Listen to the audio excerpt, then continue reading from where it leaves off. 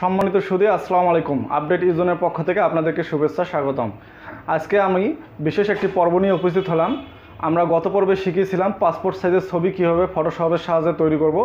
আজকেও আমরা সেটাই শেখাবো, তবে আজকে আমরা ছবিটা ভিন্ন আঙ্গিকের।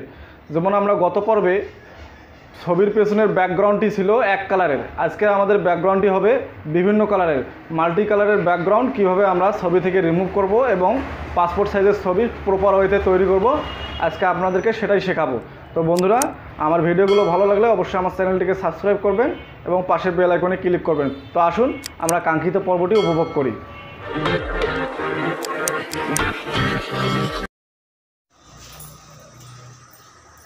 বন্ধুরা, স্ক্রিনে আপনাদেরকে স্বাগতম। আমরা আজকে আসলাম ফটোশপের সাহায্যে কীভাবে পাসপোর্ট সাইজের ছবি তৈরি করা যায়। তো আমরা প্রথমে একটা ছবি নিয়েছি। আমরা গত পর্বে শিখিয়েছিলাম ছবির পেছনের ব্যাকগ্রাউন্ডটা এক কালারের ব্যাকগ্রাউন্ড থাকলে কীভাবে ব্যাকগ্রাউন্ডটা রিমুভ করব। আজকে আমরা শেখাবো ব্যাকগ্রাউন্ড যদি মাল্টি কালার থাকে সেক্ষেত্রে আমরা ম্যাজিক টুলের সাহায্যে ব্যাকগ্রাউন্ড রিমুভ করা যায় না, সেক্ষেত্রে আমরা পেন টুলের সাহায্য নিয়ে ব্যাকগ্রাউন্ডটি রিমুভ করতে পারি। সেটা কীভাবে রিমুভ করব আমরা আজকে উপস্থাপন করতেছি। আমরা প্রথমে ছবিটাকে ক্রপ করে নেব। ক্রপ করে নেওয়ার জন্য পাসপোর্ট সাইজের মাপটা হচ্ছে, আমরা ক্রপ টুলে সিলেক্ট করলে উপরে ওয়াইড 40 mm এবং হাইট 50 mm, রেজুলেশন 300 দিয়ে আমরা ছবিটা কাঙ্ক্ষিত মাপে ক্রপ করে নেব। ক্রপ করার জন্য আমরা এভাবে ক্রপ করলাম। ক্রপ করার পরে আমরা ক্রপের যে মাঝের গোল আইকনটি আছে এটা যেন ছবির মুখ বরাবর থাকে, তাহলে ছবিটা চারদিক থেকে সেন্টার অবস্থানে অবস্থান করবে। তো আমরা ইন্টার দিলাম। ইন্টার দেওয়ার পরে আমরা ছবিটাকে একটু বড় করে নেব। আমরা পেন টুলের সাহায্যে যেভাবে ব্যাকগ্রাউন্ডটাকে যেহেতু সিলেকশন করব সেহেতু আমরা ছবিটাকে একটু বড় করে নেব। এইভাবে আমরা কার্সার লক্ষ্য করেন, আমরা পেন টুল ক্লিক করলাম। ক্লিক করার পরে আমরা এখানে একটা ক্লিক দেব। দেওয়ার পরে আমরা এইভাবে এখানে দেব এবং মাথাটুকু যদি বাইর হয়ে যায় সেক্ষেত্রে আমরা অলটা চেপে ধরে সিলেক্ট করব।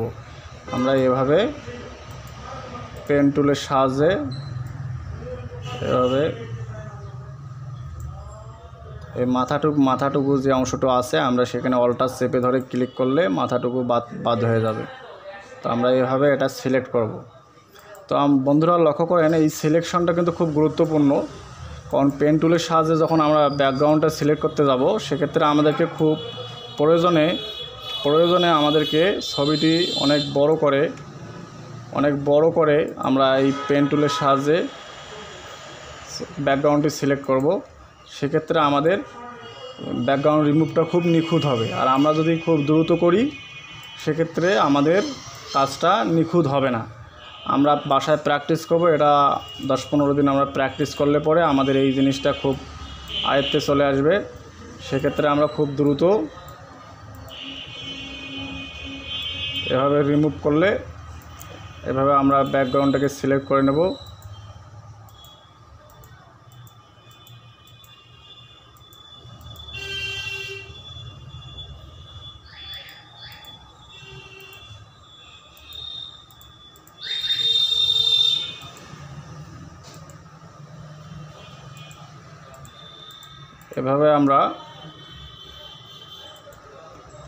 এভাবে যখন আমাদের ব্যাকগ্রাউন্ডটি সিলেকশন হয়ে যাবে তখন আমরা Ctrl+Enter দেব। দেওয়ার পরে আমরা লক্ষ্য করবেন আমাদের ব্যাকগ্রাউন্ড কালারটা আমাদের চেঞ্জ করে দেবো। আমরা এখান থেকে ব্যাকগ্রাউন্ড কালার সিলেক্ট করে এখানে ব্লু কালার, আপনি চাইলে আপনার মন মতো যে কোনো কালার দিতে পারেন। এভাবে কালারটা দেব, দিয়ে ওকে দেবো এবং আমরা Ctrl+Backspace চাপবো। আমাদের ব্যাকগ্রাউন্ডটি রিমুভ হয়ে যাবে খুব সহজে। এখন আমরা Ctrl+D চেপে সিলেকশনটা আউট করে দেবো। তবে বন্ধুরা লক্ষ্য করেন, আমার ছবির চারদিকে আমি খুব দ্রুত পেন টুলের সাহায্যে কেটে নিয়েছি, ব্যাকগ্রাউন্ডটা সিলেক্ট করেছি, যার ফলে আমার ছবির চারদিকে এই সাদা অংশটি এসেছে। তো এটা আরও নিখুঁতভাবে করার জন্য অনেক সময় নিয়ে এবং ছবিটাকে অনেক বড় করে আপনার ব্যাকগ্রাউন্ডটি সিলেক্ট করা লাগবে। সেক্ষেত্রে আপনার কাজটা খুব নিখুঁত হবে। তো আমরা এইভাবে ব্যাকগ্রাউন্ডটি রিমুভ করে দিলাম। দেওয়ার পরে আমরা ছবির লাইটটা বাড়াই দেবো। সেক্ষেত্রে আমরা Ctrl+M চাপবো। Ctrl+M তে কার্ভসটা আমরা এখান থেকে এই রেখাটাকে আমরা উপরের দিকে দেবো, তাহলে ছবিটা লাইট হবে, অথবা আপনি চাইলে ডিপ করতে পারেন। নিচের দিকে দিলে ডিপ হবে, উপরের দিকে দিলে লাইট হবে। আপনার কাঙ্ক্ষিত পছন্দ অনুযায়ী আপনি সেটা করে নেবেন। তারপরে আমরা আমাদের চুলের এইখানে দেখেন চুলটা আমাদের সাদা সাদা আছে, চুলটাকে আমাদের যদি কালো করতে চাই সেক্ষেত্রে আমরা এইখানে এই দেখেন এই টুলের সাহায্যে এখানে আমাদের এখানে আছে বার্ন টুলের সাহায্যে আমরা চুলটাকে এরকম কালো করতে পারি। চুলটাকে আমরা কালো করে দেব বার্ন টুলের সাহায্যে।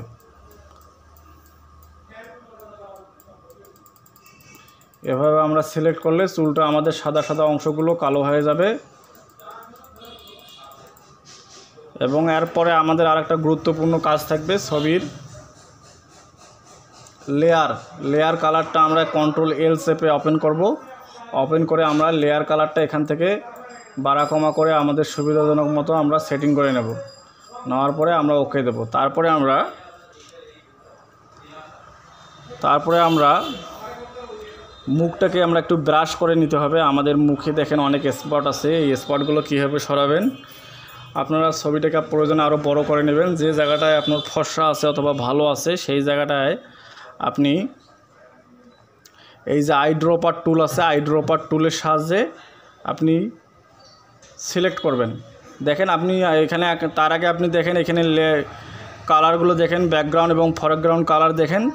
আমরা যদি যে অংশটার মধ্যে ব্রাশ করব, এই আইড্রপার টুল যে অংশটায় ক্লিক করব, আমাদের কালারটা এই ফরগ্রাউন্ড কালারটা সেই অংশ হয়ে যাবে।